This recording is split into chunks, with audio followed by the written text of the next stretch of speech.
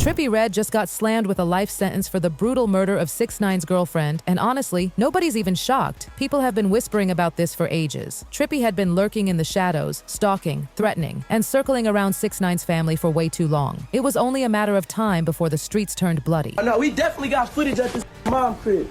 She live in building 18. But here's the real question. How did the cops actually pin him down? How did they connect Trippie directly to the murder? Let's dive into the mess because the details are chilling. August 17th, 2025. Mark that date. It's the day the rap game showed its ugliest, deadliest face. A day the hip-hop world lost its fake innocence. Ariela Lang Costa Maya Palano, just 29 years old, Dominican beauty, bartender, a woman with her whole future ahead of her. She was found slumped inside a car on the Cross County Parkway in Mount Vernon, New York. But this wasn't some random street violence. No, this wasn't just another girl caught in the wrong place at the wrong time. Ariela was tied directly to one of the most controversial figures in hip-hop history, Tekashi 6ix9ine. It was around 8 a.m. Police thought they were pulling up to help a car that had broken down. Instead, what they found looked like a horror movie scene. Ariela's lifeless body was inside a black Mercedes-Benz G-Wagon, her body riddled with bullets. The car itself was torn apart, bullet holes everywhere, the driver's side window shattered. Westchester County Police wasted no time saying it straight. This wasn't random. Ariela was targeted, and the FBI jumped on board immediately. This wasn't just violence, it reeked of organized crime. 6ix9ine's ex-girlfriend or side chick or whatever kind of relationship they got, but they had a relationship. Even though I don't think they like boyfriend, girlfriend, but I do think they got a relationship. She was shot and killed in New York. I believe yesterday, the other day, leaving outside of the club, sitting in her car, a gunman murdered her.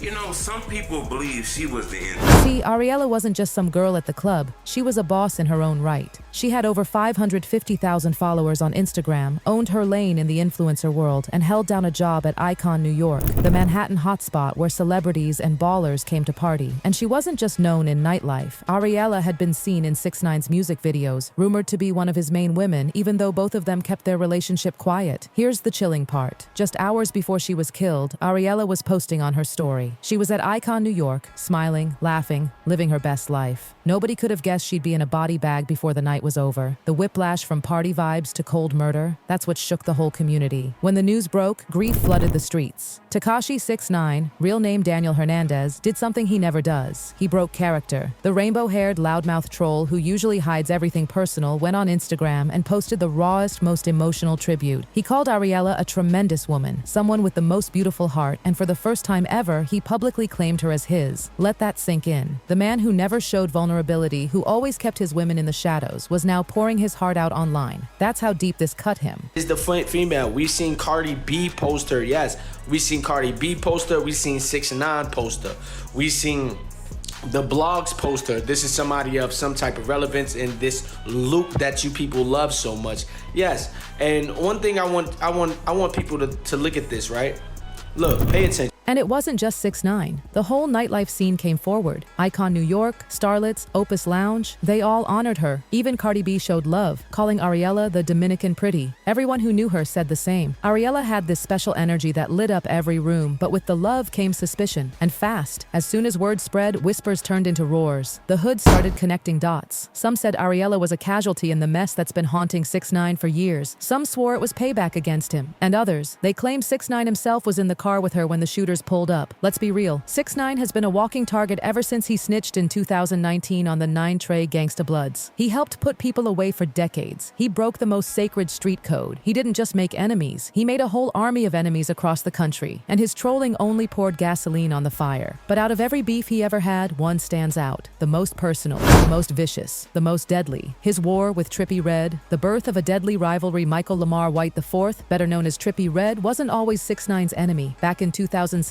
they were homies, collaborators. They worked on tracks like Polls 1469 and OE. Both of them were climbing out of the SoundCloud era, dropping under Strange Entertainment, riding that wave together. But that brotherhood didn't last. The first cracks showed in August 2017. That's when allegations from 6ix9ine's past resurfaced. A 2015 case involving a 13-year-old girl. And when the internet started dragging 6ix9ine, Trippie wanted no part of it. He cut ties, hard, Trippie even hopped on Instagram before deleting the post and said, 1,400 don't promote pedophiles. That one line was the beginning of all-out war. By November 2017, things got physical. Trippie was jumped in a New York hotel by one of 6ix9ine's shooters, and later during his federal trial, 6ix9ine himself admitted he ordered it. Why? Out of pure jealousy that Trippie got signed first. From that point on, the beef was toxic. Non-stop diss records, non-stop disrespect. Trippie dropped "I kill people," taking direct shots at 6ix9ine. But the real drama wasn't on wax, it was online. Instagram lives turned into digital battlegrounds. Millions of people tuned in just to watch these two go at each other with the most vile insults. This wasn't industry beef, this wasn't for clout, this was raw hate. They genuinely wanted each other gone. And when 6ix9ine crossed the line by saying, "Fox, you're dead homies," that was it. That was the final nail. In street culture, that's like putting a hit out on yourself. The violence didn't just stay online either, it spilled into real life. 6ix9ine admitted his goons followed Trippie, ambushed him, and punched him in the mouth. And then came the women. 6ix9ine got messy. In September 2018, he posted videos with Trippie's ex, Alec. Pure disrespect. Then in 2020, Alec herself dropped old footage of her in bed with 6ix9ine. Shotty in the background snapping pictures like it was a joke. All while Trippie was fuming. This wasn't about music anymore. This was psychological warfare. And Ariella? She was about to get caught in the middle of this never-ending nightmare.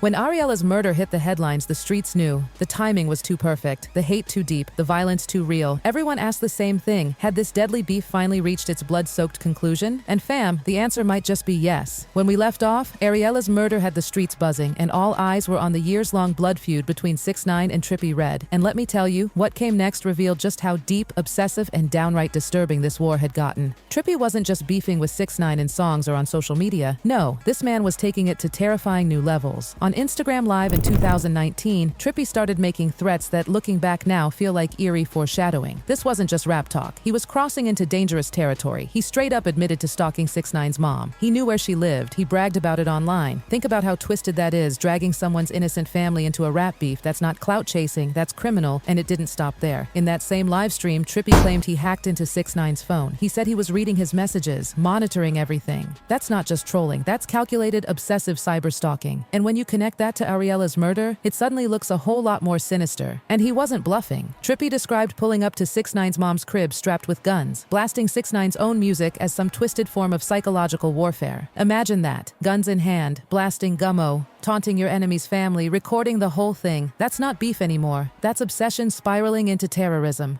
The scariest part? He enjoyed it. Trippie seemed to get off on the mental torture, threatening to expose embarrassing private details about 6ix9ine. It was psychological warfare on steroids. This wasn't just two rappers throwing shade. This was dangerous plotting. This was a man unraveling. But let's not act like 6ix9ine was innocent in all this. He wasn't just the victim. He threw gasoline on the fire every chance he got. During his 2019 federal trial, 6ix9ine admitted under oath he ordered the 2017 attack on Trippie. He had his 9 Trey Bloods goons follow Trippie, then assault him. That's not rap games. That's real-life mob tactics. This was proof that both of them weren't just talking. They were acting on their threats. And the dangerous part? They had the resources, the street connections, and the hate to actually pull it off. Their Instagram lives weren't entertainment. They were live evidence of two men who couldn't stop obsessing over each other. Even when audio issues turned their battles into a circus, they'd keep going, keep threatening, keep pouring poison into this feud. Complex even clowned them for being corny. But behind the corny label was something real: obsession. Both men were consumed with destroying each other, and when they started dragging women into it, like 6ix9ine flaunting Trippie's ex Alec, that was the ultimate disrespect. Using women as weapons, that's where things started getting deadly. Think about it. When you're willing to go after someone's loved ones, when you make them collateral damage, you've officially crossed the line. And Ariella? She became part of that dangerous pattern. And here's the kicker. Trippie already had a record of violence. In 2018, he was arrested in Atlanta for allegedly pistol whipping a woman during a fight. The police even saw the knot on her head. He was also arrested that same year in Georgia after fighting rapper FDM Grady over some disrespect involving women. So let's put the puzzle together. Trippie had a history of violent outbursts, especially when it came to women or feelings of disrespect. Combine that with his stalking, his obsession with 6ix9ine, and his threats, the storm was brewing. By 2025, this wasn't just rap beef anymore. It was a ticking time bomb. And Ariella ended up paying the price. Now, the theories about who killed Ariella and why, they're everywhere. Some say it was all about her ties to 6ix9ine, payback for him snitching and sending 9 Trey members to prison. Others claim Ariella was connected to Nat Cartier, a suspected gang leader tied to a criminal network called Operation Mayweather. According to Street Talk, she either got targeted because of him or caught in the crossfire.